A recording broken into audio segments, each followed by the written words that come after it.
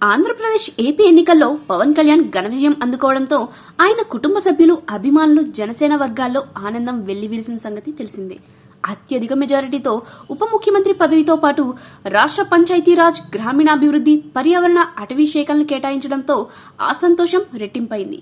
అయితే పవన్ కళ్యాణ్ రాజకీయాల్లో యాక్టివ్ గా ఉండటంతో ఆయనపై విమర్శలు చేసేందుకు గాను సాయి తేజ్ ని సోషల్ మీడియాలో ట్యాగ్ చేసి లాగుతున్నారు. ఈ క్రమంలో తాజాగా ఓ కామెంట్ బయటకొచ్చింది. ప్రస్తుతం సోషల్ మీడియాలో ఈ విషయంపై పెద్ద చర్చ నడుస్తుంది.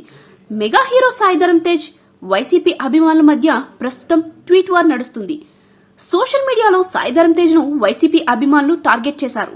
ఏపీ భద్రమైన చేతుల్లో ఉందని గతంలో తేజ్ చేసిన ట్వీట్ ను ప్రస్తావిస్తూ రాష్ట్రంలో ఎన్నో దారుణాలు జరుగుతుంటే ఎందుకు స్పందించట్లేదని ఎక్స్ లో పోస్టులు చేస్తున్నారు.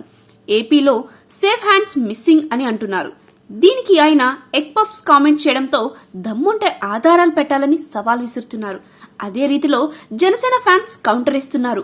ప్రస్తుతం ఫ్యాన్స్ వార్ జరుగుతుంది. అసలు విషయానికొస్తే వైసీపీ అభిమాని డాక్టర్ చింతా ప్రదీప్ రెడ్డి ట్విట్టర్లో ఎప్పుడు యాక్టివ్ గా ఉంటారు. రాష్ట్రంలో పరిస్థితులపై ఎప్పటికప్పుడు తన అభిప్రాయాలను ట్విట్టర్లో పంచుకుంటారు. ఈ నేపథ్యంలోనే సోమవారం చింతా ప్రదీప్ రెడ్డి తణుకులో అన్నా క్యాంటీన్లో మురికి నీటిలో ప్లేట్లు కడిగిన ఘటనపై స్పందించారు. ఇదో సార్, ఇది తణుకు అంగన్వాడీ తణుకు అన్నా క్యాంటీన్ లో జరుగుతుందండి. ఇదిగోండి ప్లేట్లు ఈ మురికి నీటిలో కడిగేసి అక్కడ పక్కనెట్టి అదే వడ్డేస్తున్నారండి.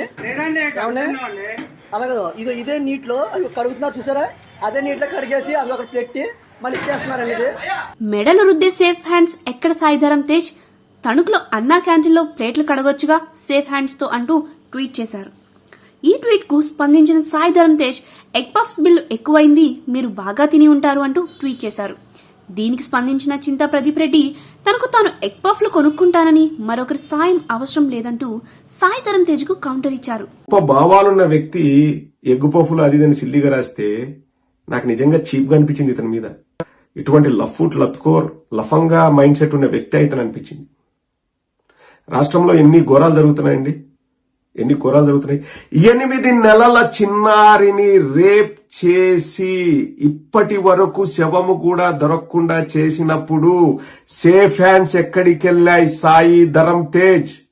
తాను ఏదైతే చెప్తానో ఆ విషయాన్ని ఆచరిస్తానంటూ సాయి ధరమ్ తేజ్ కు చురుకులంటించారు.